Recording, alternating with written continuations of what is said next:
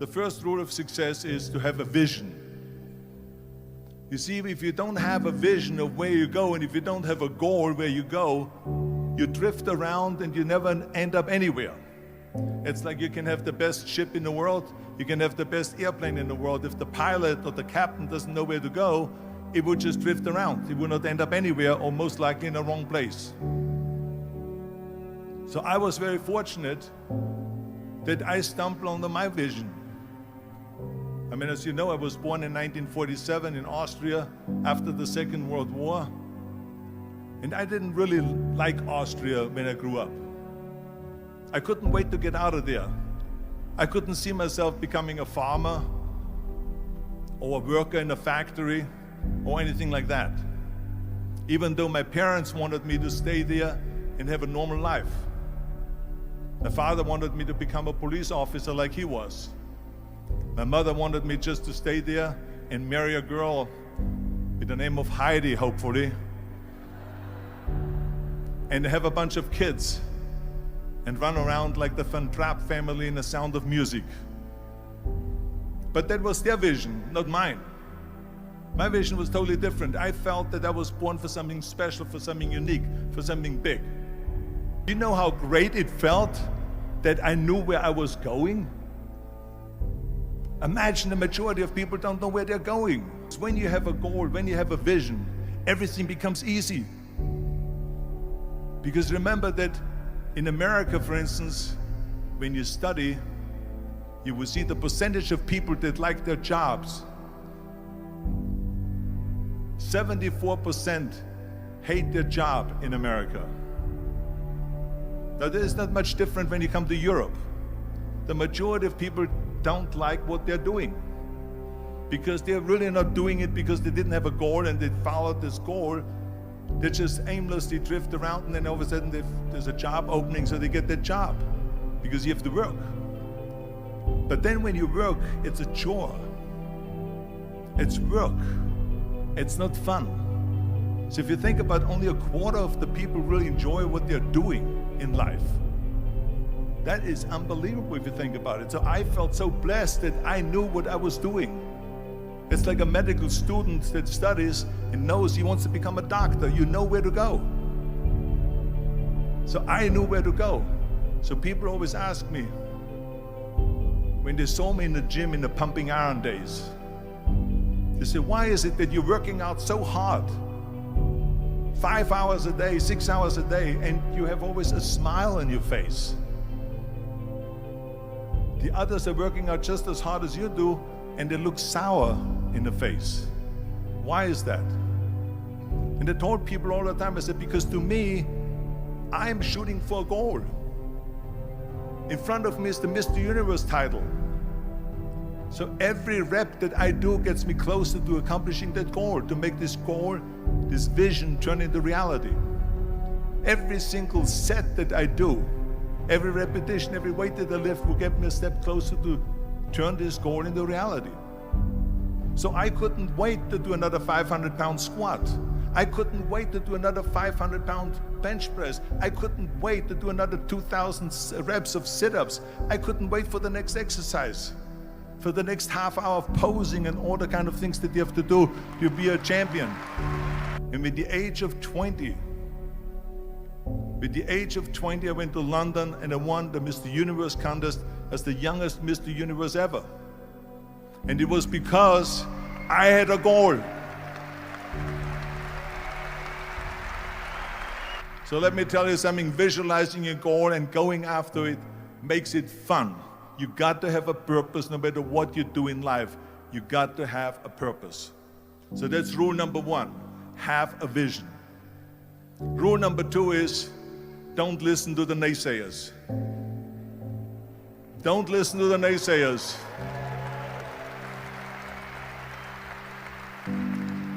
Everything I ever did, the thing that I heard out of people's mouth was, that's impossible. That can't be done. Or no.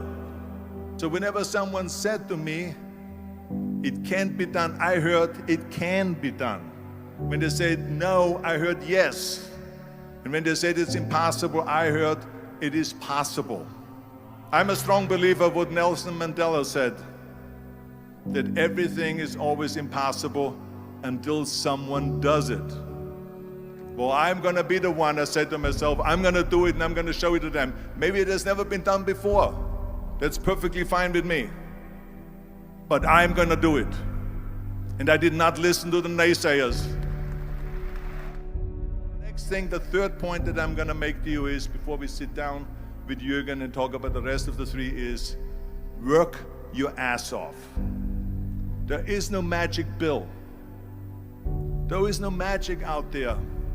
You cannot get around. You have to work and work and work. And it drives me crazy when people say they don't have enough time to go to the gym for 45 minutes a day and work out. Or to do something for 45 minutes to an hour a day to improve. If it is physically improve or if it is mentally to improve.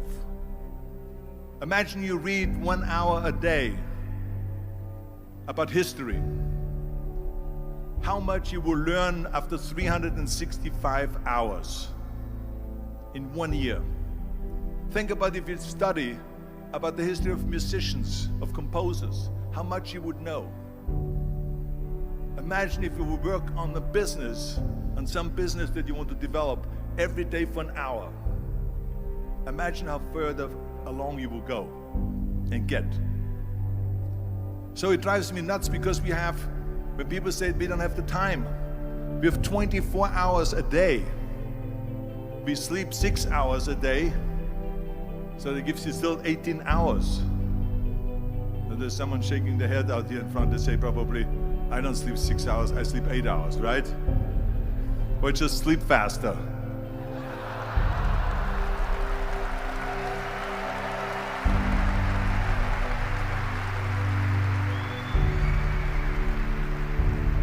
So we have 18 hours a day. The average person works around 8 to 10 hours. So let's assume it's 10 hours, so we have 8 hours left. Then you travel around an hour a day, maybe 2 hours a day. So now you have still 6 hours left. So what do you do with the 6 hours? What do you do with the 6 hours? Then we eat a little bit, then we schmooze a little bit, talk a little bit to people and all that stuff. But you can see how much time there is available if you organize your day. So you got to work hard. I mean, let me tell you something. When I went to America, I went to college. I went and worked out 5 hours a day. And I was working on construction. Because in those days in bodybuilding, there was no money. I didn't have the money for food supplements or anything. So I had to go to work. So I worked on construction. I went to college. I worked out in the gym, and at night from 8 o'clock at night to 12 midnight, I went to acting class 4 times a week. So I did all of that. There was not one single minute that I wasted. I became very friendly with Muhammad Ali in the 70s. And Muhammad Ali worked his butt off. And I saw it firsthand. And I remember that there was a sports writer that was there in the gym when he was working out and he was doing sit-ups. And they asked him, how many sit-ups do you do? And he said, I don't start counting until it hurts. Now think about that. He doesn't start counting his sit-ups until he feels pain. That's when he starts counting. That is working hard. And so you can't get around the hard work. It doesn't matter who it is. As a matter of fact, I believe what Ted Turner said, work like hell and advertise.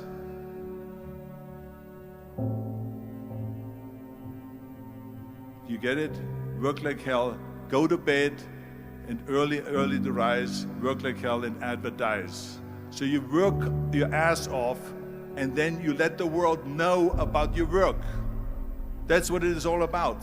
Let people know. If you have a company, if you have a movie, if you do a sports, work your ass off, but then advertise and let everyone know.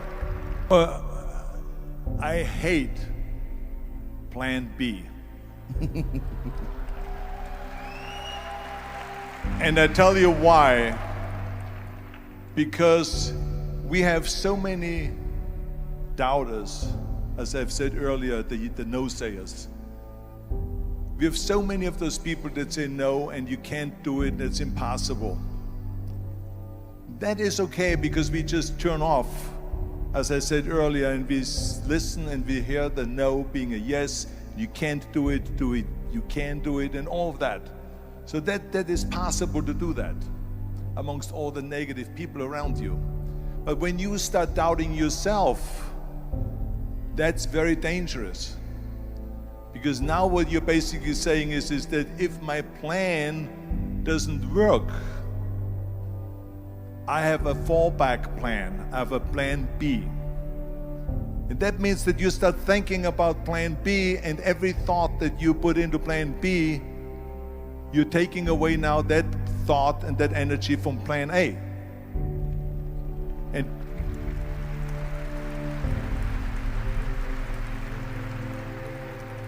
And it's very important to understand that we function better if there is no safety net, because plan B becomes a safety net. It says that if I fail, then I fall and I get picked up and I have something else there that will protect me. And that's not good, because people perform better when there's no safety net. People perform better in sports and everything else if you don't have a plan B. To me, it is very dangerous to have a plan B, because you're cutting yourself off from the chance of really succeeding. And the reason, one of the main reasons why people want to have a plan B is because they are worried about failing. What is if I fail, then I don't have anything else? Well, let me tell you something. Don't be afraid of failing, because there's nothing wrong with failing. You have to fail in order to climb that ladder. There's no one that doesn't fail. We all fail. It's okay.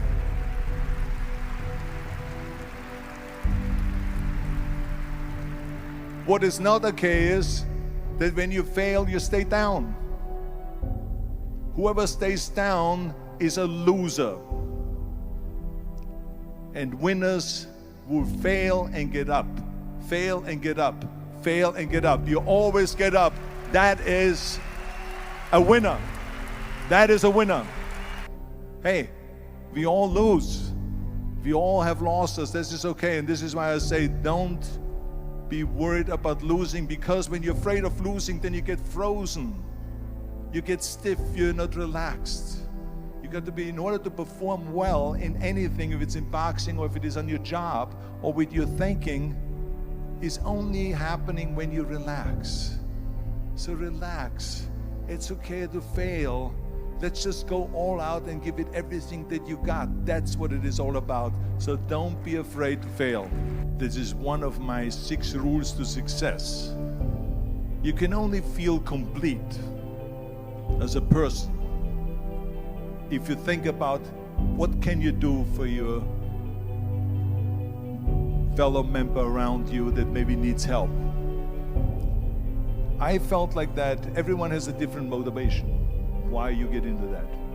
I was an immigrant going to America, and I saw how America was the most generous country in the world. I mean, they opened up their arms to me, they helped me, they invited me for Thanksgiving dinner. The people, they brought me, the bodybuilders in the gym brought me plates to my apartment because I had no plates, I had no silverware, I had no bedware, I had no pillows, I had no blanket, I had no TV, I had no radio, I had nothing.